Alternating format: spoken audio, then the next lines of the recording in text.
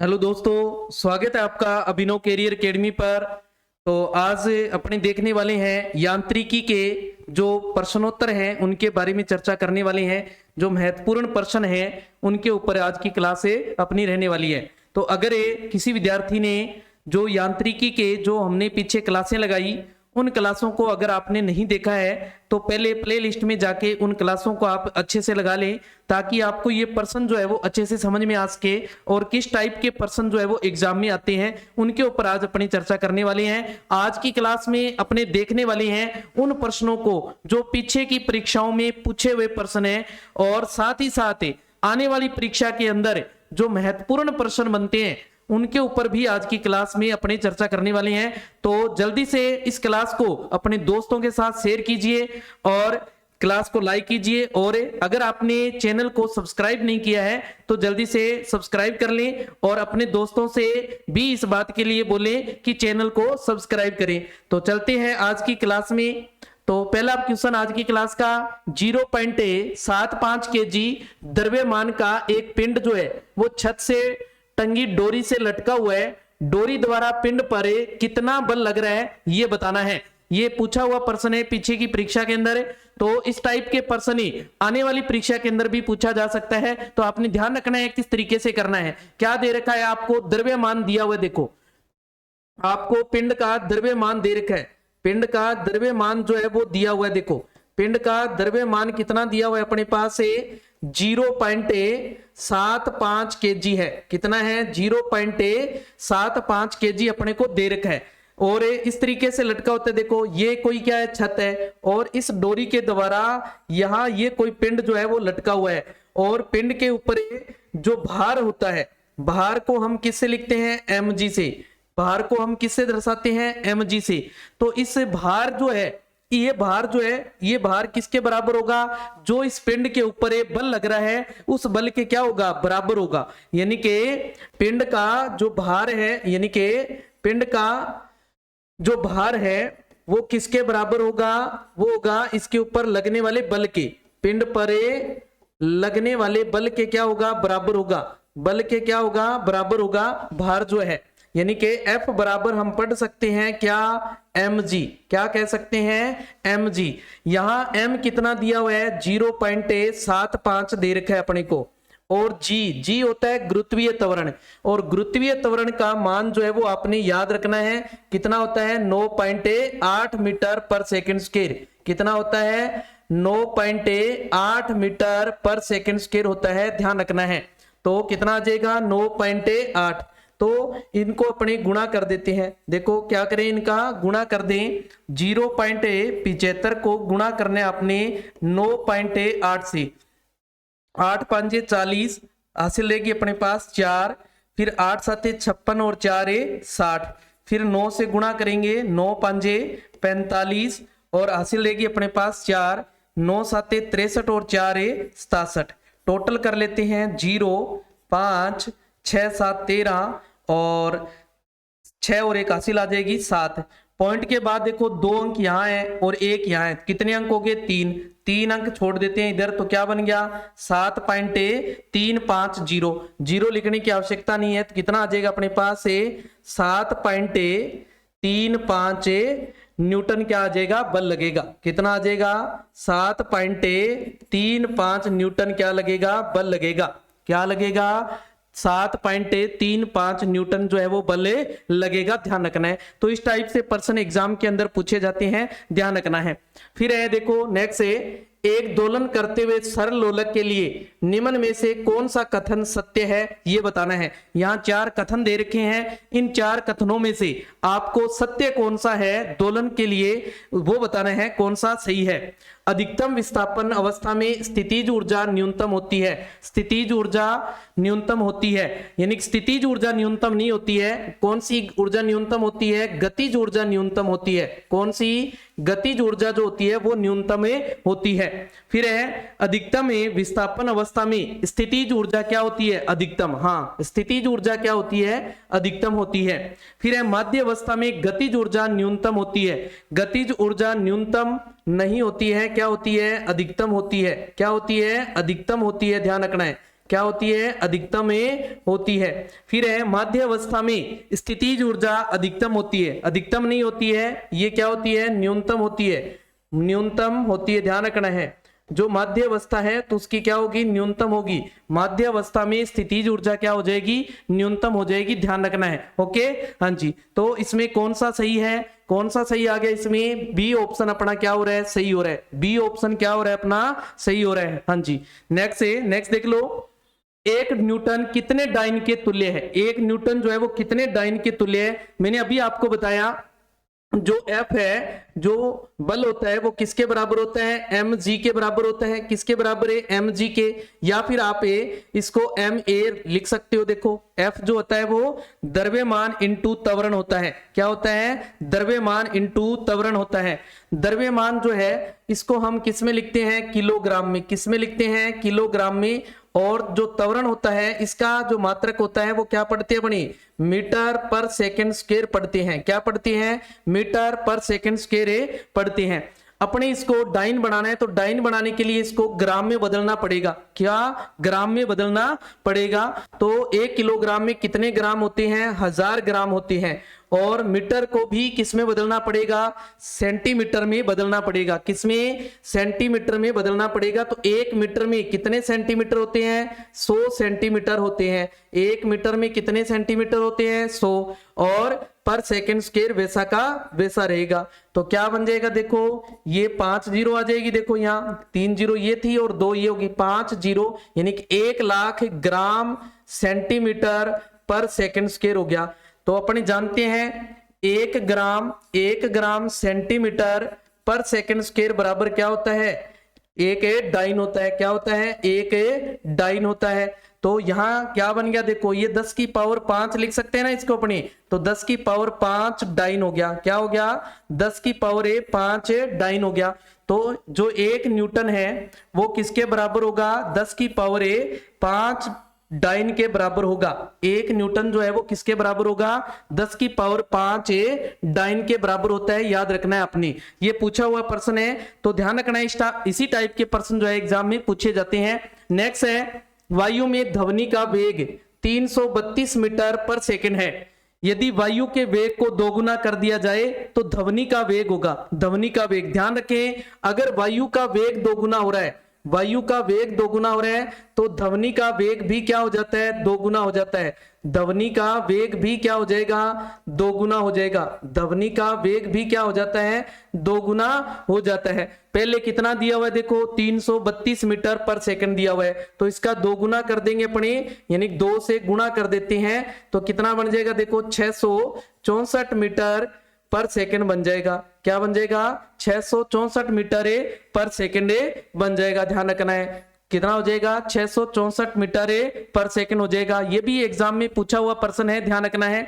Next है, पृथ्वी के पृष्ठ से पलायन वेग का मान, पलायन वेग का मान याद रखना है कितना होता है, 11.2 होता है। 11.2 किलोग्राम प्रति सेकंड कितना होता है, 11.2 किलोग्राम प्रति सेकंड होता है पलायन वेग का मान।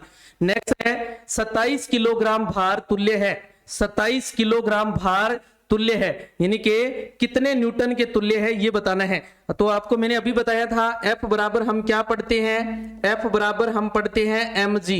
mg क्या है, कि भार है। mg क्या है, भार है। देखो तो m कितना दिया हुआ है, देखो 27 किलोग्राम दे रखा है अपने को। कितना दिया हुआ है, 27 kg दे रखा है। और जो g है, g का मान हमने अभी देखा कितना था, g का मान याद रखना है आपको। g बराबर हम कितना पढ़ते हैं, 9.8 मीटर पर सेकंड स्क्वायर। क्या होता है, 9.8 मीटर पर सेकंड स्क्वायर होता है। तो इसको 9.8 मीटर पर सेकंड स्क्वायर से क्या कर देंगे, गुणा कर देते हैं। तो देखो गुणा कर दो, कितना रहे, 27 को आपने गुणा करना है 9.8 से।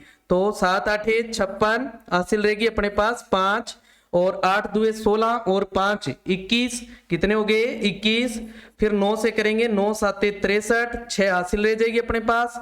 और 9 2 18 और 6 हासिल थी, कितना हो जाएगा 24। कितना हो जाएगा 24। जोड़ कर लेते हैं, 6 3 और 1 4, 2 और 4 6 और 2 का 2 पॉइंट के बाद देखो एक ही अंक है इसमें, तो एक अंक छोड़कर पॉइंट लगा देते हैं, तो कितना बन गया 264.6 किलोग्राम मीटर पर सेकंड स्क्वायर। आपको मैंने बताया था कि किलोग्राम मीटर पर सेकंड स्क्वायर बराबर क्या होता है 1 न्यूटन। क्या होता है 1 न्यूटन, तो 264.6 न्यूटन हो जाएगा। तो किसके तुल्य है 264.6 न्यूटन के क्या है ये बराबर है। तो इस तरीके से आपको एग्जाम में 27 की जगह कोई अन्य वजन दे सकता है, यहाँ पर ये द्रव्यमान जो है वो चेंज कर सकता है। यहाँ 27 की जगह आपको 30 दे दे, 35 दे दे, 20 दे दे। तो ध्यान रखना है आपको, अगर ये द्रव्यमान दिया हुआ है और भार पूछा जा रहा है या बल पूछा जा रहा है, तो आपने ध्यान रखना है किसके बराबर होता है mg के बराबर होता है।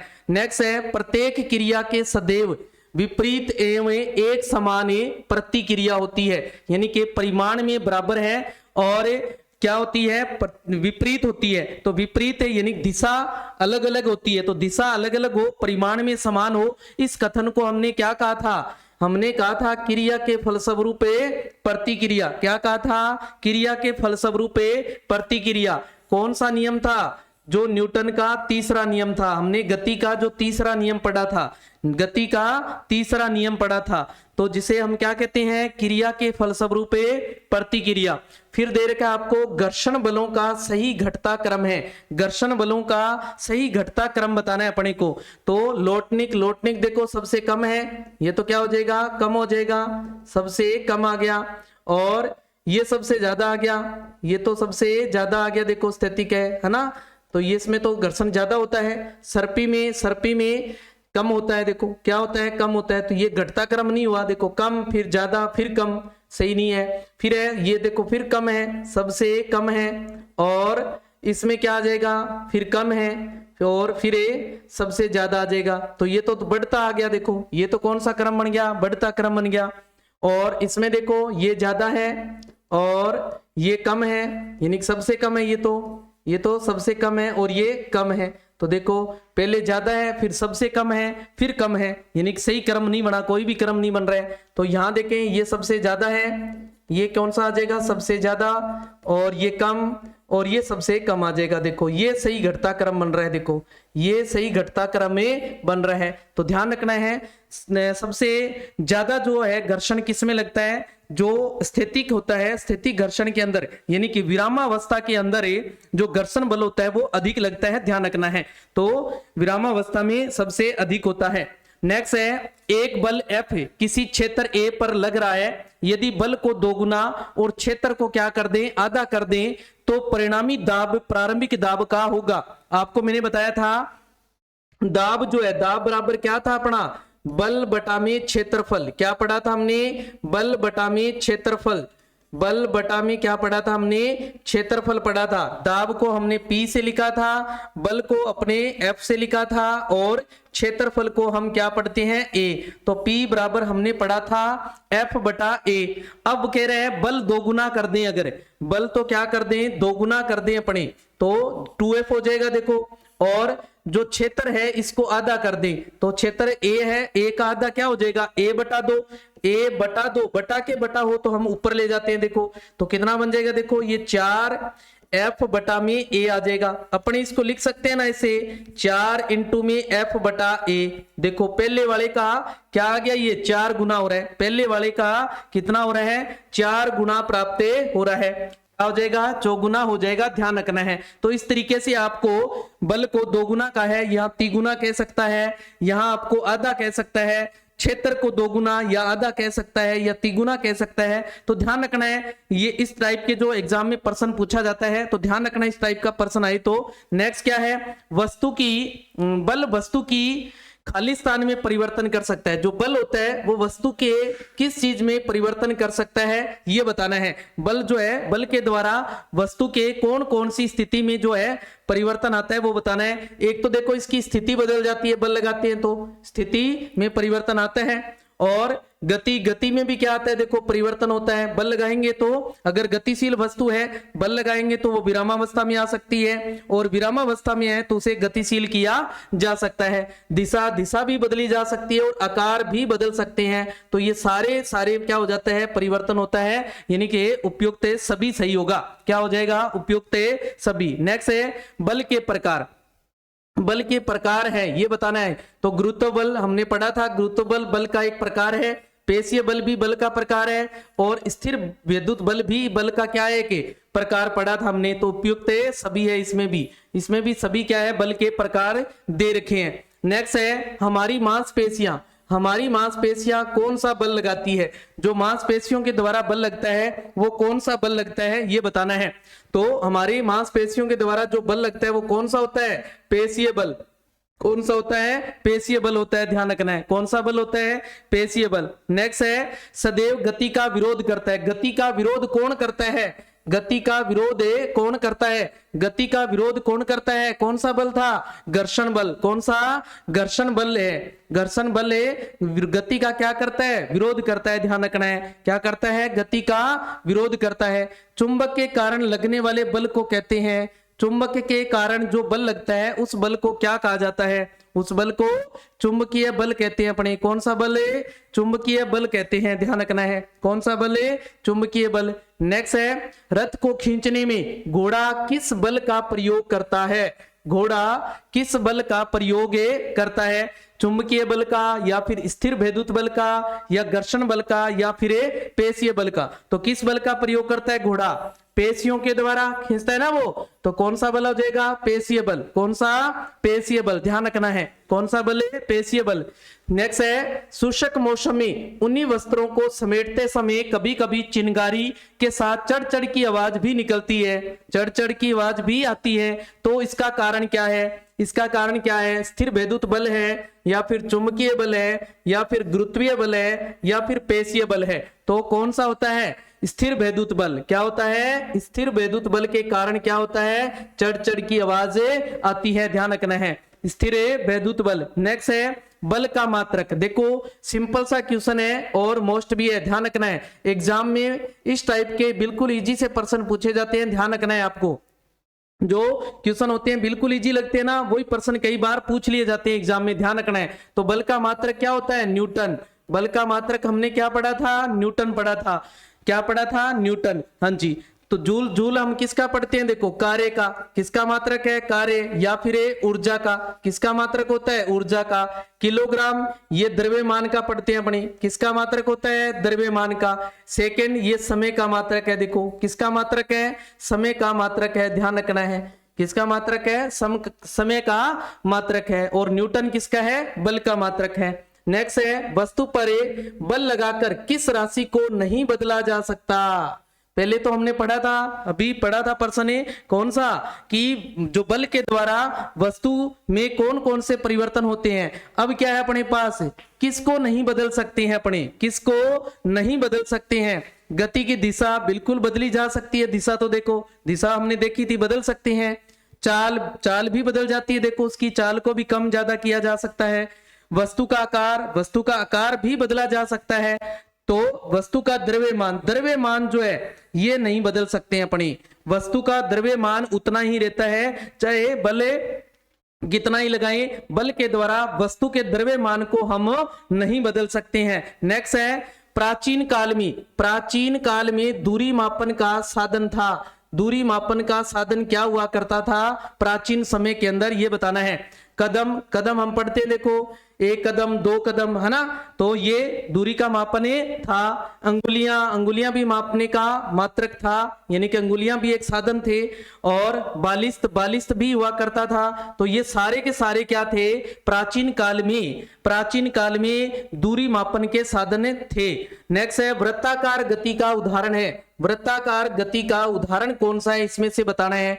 ट्रेन की गति, ट्रेन की गति जो है ये कौन सी गति है, सरल रेखीय गति है। ये तो ट्रेन की गति कौन सी है, सरल रेखीय गति है।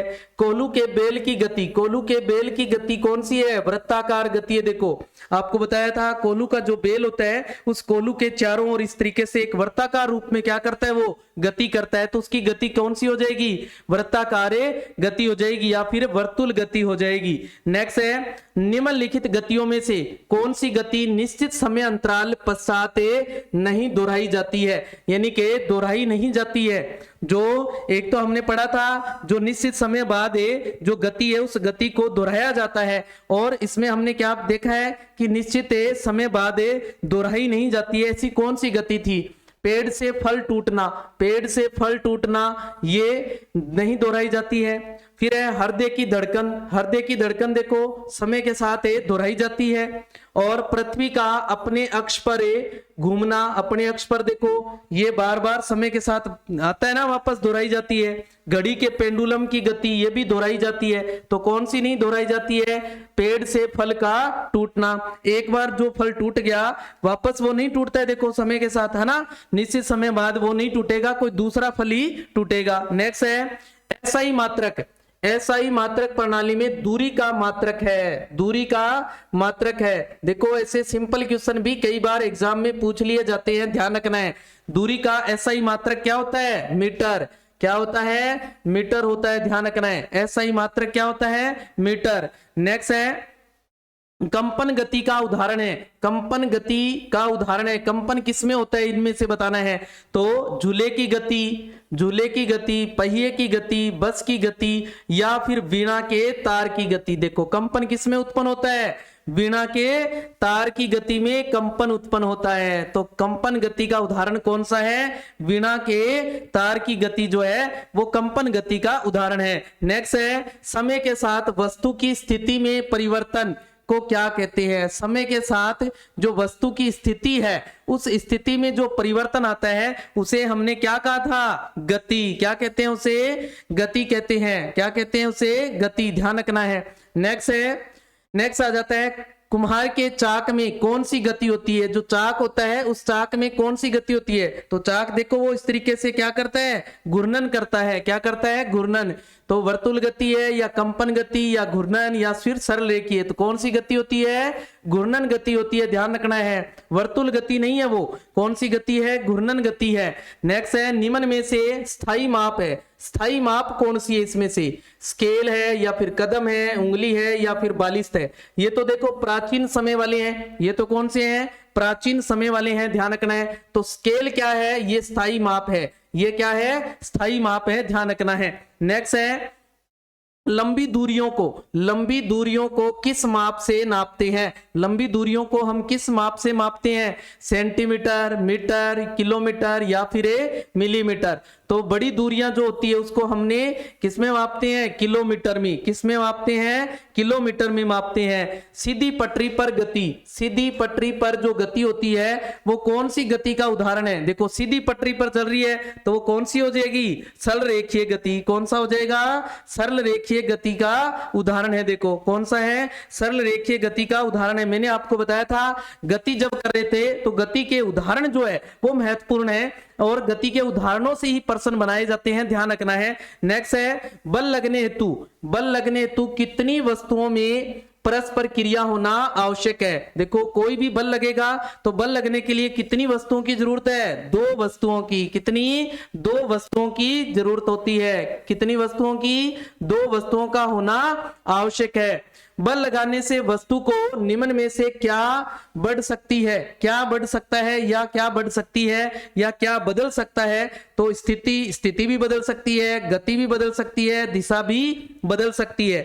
तो कौन सा हो जाएगा, उपयुक्त सभी। देखो ऐसा इस पर्सन को देखो, पहले जो उसकी लैंग्वेज थी उस लैंग्वेज में और इस लैंग्वेज में अंतर है। तो आप लैंग्वेज का ध्यान रखना है, बढ़ सकती है या बदल सकती है। सभी में क्या आएगा, स्थिति भी बदल सकती है और बढ़ भी सकती है, गति भी बदल सकती है, बढ़ सकती है, दिशा भी बदल सकती है, ध्यान रखना है। नेक्स्ट है नाव की जो गति होती है, नाव की गति जो है वो किस प्रकार की गति होती है, सरल रेखीय होती है, वृत्ताकार है, आवर्त गति है, या फिर इनमें से कोई नहीं है। मैंने आपको कहा था जो नाव होता है, नाव क्या करती है, बिल्कुल सीधी रेखा की ओर चलती है। देखो एक सीधी रेखा में चलती है, तो ये कौन सी गति हो जाएगी, सरल रेखीय गति। कौन सी गति हो जाएगी, सरल रेखीय गति। नेक्स्ट है सितार के तार की गति जो है, सितार के तार की गति जो है वो कौन सी है, तो कंपन गति है, या फिर घूर्णन गति है, या फिर आवर्त गति है, या फिर वर्ताकार गति है।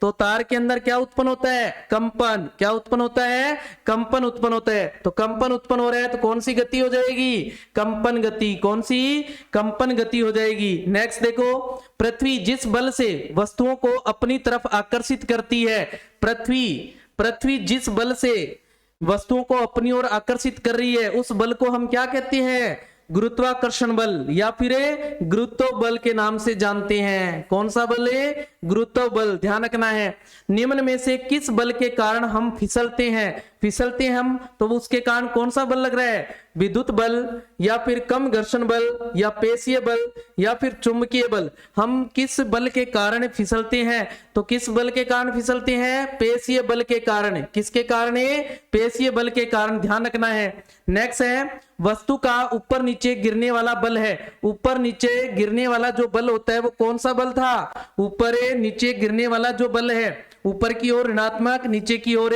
धनात्मक, कौन सा बल था, गुरुत्व बल। कौन सा बल है, गुरुत्व बल है। ध्यान रखना है।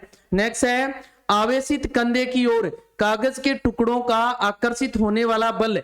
जो आवेशित कंधा होता है उसकी ओर जो कागज के टुकड़े होते हैं वो क्या होते हैं, आकर्षित होते हैं। तो आकर्षित होने में कौन सा बल लग रहा है, स्थिर वैद्युत बल है, या फिर घर्षण बल है, या चुंबकीय बल है, या फिर पेशीय बल है। तो कागज के जो टुकड़े हैं वो आकर्षित हो रहे हैं आवेशित कंधे की ओर, तो किसके कारण हो रहे हैं, स्थिर वैद्युत बल के कारण। किसके कारण है, स्थिर वैद्युत बल के कारण। ध्यान रखना है। इसी कारण वो चिंगारियों वाली बात याद रखनी है आपने। ओके, हाँ जी। नेक्स्ट है, ओल पिनों का आवेशित कील की तरफ आकर्षित होना। अब यहां ध्यान दे, इसमें और इस प्रश्न में अंतर है। वो आवेशित कंधे की बात हो रही है, वहां आवेशित कंधा है और कागज है, वहां क्या है, कागज है। ध्यान रखना है। और यहाँ क्या है अपने पास, यहाँ ओल पिने हैं और आवेशित कील है, दोनों धातु है। देखो दोनों क्या है, धातु है। ध्यान रखना है। तो चुंबकीय बल है, या घर्षण बल है, या पेशीय बल है, या फिर गुरुत्व बल है। तो यहाँ कौन सा हो जाएगा, चुंबकीय बल। ध्यान रखना है। यहाँ कौन सा बल लग रहा है, चुंबकीय बल लग रहा है। ध्यान रखना है।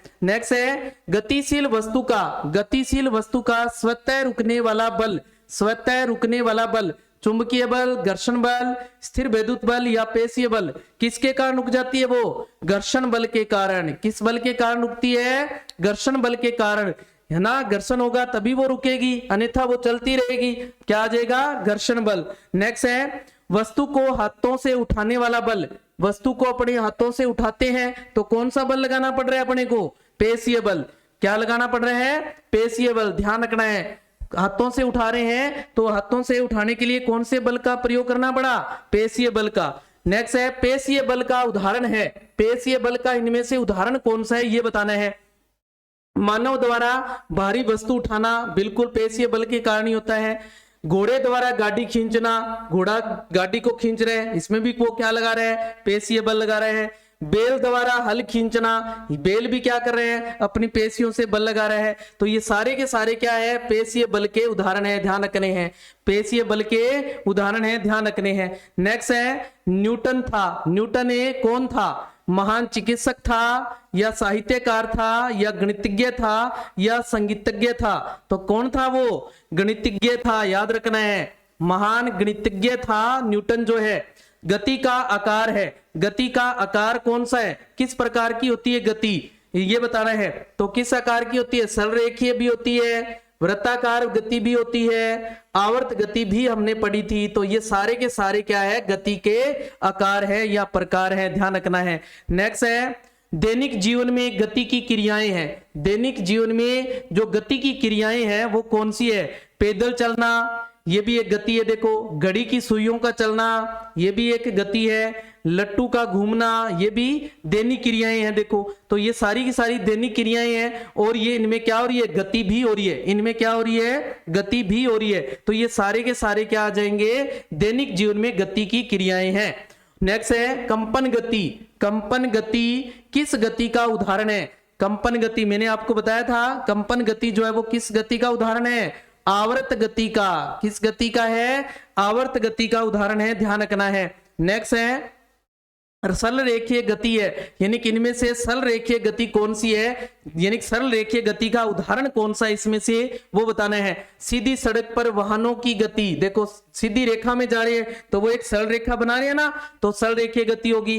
फिसलन पट्टी पर फिसलने की गति जो है वो भी देखो सीधी रेखा के अंदर है। पटरी पर रेल की गति, पटरी भी देखो बिल्कुल सीधी होती है तो उसमें भी एक सरल रेखा बन रही है। तो ये सारे के सारे कौन से हैं, सरल रेखीय गति के उदाहरण है, ध्यान रखना है। सरल रेखीय गति के क्या है, उदाहरण है। नेक्स्ट है स्वतंत्रता पूर्वक गिरती हुई वस्तु की गतिज ऊर्जा। गतिज ऊर्जा का मान क्या होता है, नियत रहता है या फिर बढ़ता है या फिर घटता है या फिर शून्य हो जाता है। तो जैसे ही अपने कोई भी स्वतंत्रता पूर्वक, मैंने आपको कहा था कोई भी वस्तु मुक्त रूप से अगर अपने गिराएंगे तो उसका जो गति है वो क्या हो जाएगी, धीरे धीरे बढ़ेगी, यानी कि उसका जो त्वरण है वो बढ़ेगा। जब त्वरण बढ़ेगा तो उसकी गतिज ऊर्जा भी क्या होगी, बढ़ेगी। गतिज ऊर्जा भी क्या हो जाएगी, बढ़ जाएगी और उसके बाद क्या हो जाएगी, शून्य हो जाएगी। उसके बाद क्या हो जाएगी, शून्य हो जाएगी, ध्यान रखना है। पहले बढ़ेगी, ध्यान रखना है। नेक्स्ट है एम द्रव्यमान का पत्थर। एम द्रव्यमान का पत्थर मुक्त रूप से डी दूरी तक गिरता है। कितनी दूरी तक, डी दूरी तक गिरता है तो उसकी गतिज ऊर्जा का मान है, जैसे ही वो कोई भी मुक्त रूप से अपने वस्तु को गिराएंगे से, जैसे ही मुक्त रूप से नीचे गिराएंगे तो डी दूरी तक वो नीचे गिरेगा। तो नीचे गिरने के बाद वो उसकी जो गतिज ऊर्जा है वो किसमें बदल जाएगी, उसके बाद स्थितिज ऊर्जा में। किसमें बदल जाती है, स्थितिज ऊर्जा में। और स्थितिज ऊर्जा का हम जो स्थितिज ऊर्जा है हम उसको किस रूप में पढ़ते हैं, mgh में। किस रूप में पढ़ते हैं, mgh रूप में पढ़ते हैं। तो mgh जो है, h यहाँ क्या है, d है। देखो h क्या है, ऊंचाई है उसकी, h क्या होगी, ऊंचाई। तो h क्या आ जाएगा यहाँ, d। तो क्या बन जाएगा, mgd। क्या हो जाएगा, mgd हो जाएगी उसकी गतिज ऊर्जा जो है, यानी कि वो स्थितिज ऊर्जा में बदल जाएगी, ध्यान रखना है। नेक्स्ट है एक वस्तु का द्रव्यमान आधा। वस्तु का द्रव्यमान तो क्या कर दिया जाए, आधा कर दिया जाए, और वेग जो है वो दोगुना कर दिया जाए तो इसकी गतिज ऊर्जा का मान जो है वो पहले की अपेक्षा क्या होगा।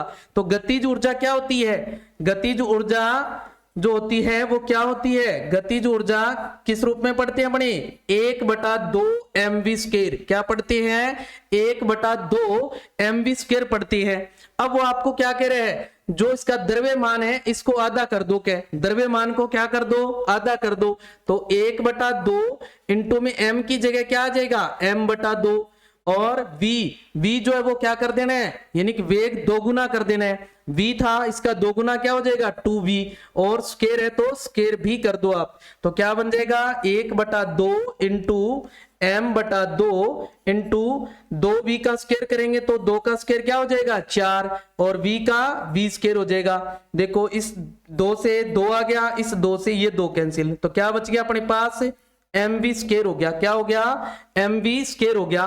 क्या बन गया, mv²। तो पहले का क्या हो गया, ये दोगुना हो गया। देखो यहाँ क्या है, mv² आधा है, देखो यानी कि ये आधा mv² है और ये पूरा mv² हो गया, यानी पहले का क्या हो गया, दोगुना। पहले का क्या हो गया, दोगुना हो गया, ध्यान रखना है। पहले का क्या हो गया, दोगुना।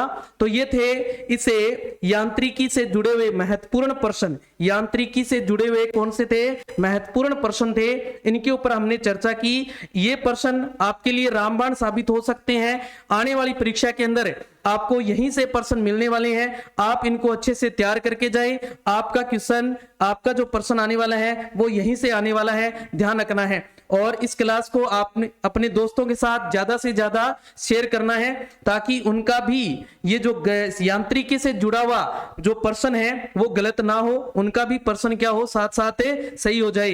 हाँ जी, और अगर आप इस क्लास की पीडीएफ या फिर जो अन्य जो क्लासें लग रही है अपने चैनल पर उनकी जो पीडीएफ अगर आप चाहते हैं तो आप व्हाट्सएप और टेलीग्राम ग्रुप है वहां से प्राप्त कर सकते हैं। वहां से प्राप्त करने के लिए आपको क्या करना होगा, उन्हें ज्वाइन करना होगा। ज्वाइन करने के लिए आपको क्या करना पड़ेगा, वीडियो के डिस्क्रिप्शन में जाकर आप ये लिंक दे रखी है, जो व्हाट्सएप ग्रुप है और टेलीग्राम ग्रुप है अपना, वहां लिंक दी हुई है, उन लिंक को आप क्लिक करके ज्वाइन हो सकते हैं। वहां आपको पीडीएफ मिल जाएगी, जो भी यहाँ क्लासें लगती हैं उन सभी क्लासों की जो पीडीएफ है वहां आप निःशुल्क प्राप्त कर सकते हैं। साथ ही साथ आपको अन्य जो महत्वपूर्ण जानकारियां हैं वो जानकारियां भी वहां से प्राप्त कर सकते हो आप। तो मिलते हैं कल नए टॉपिक के साथ और नए जोश के साथ, तब तक धन्यवाद। जय हिंद, जय भारत।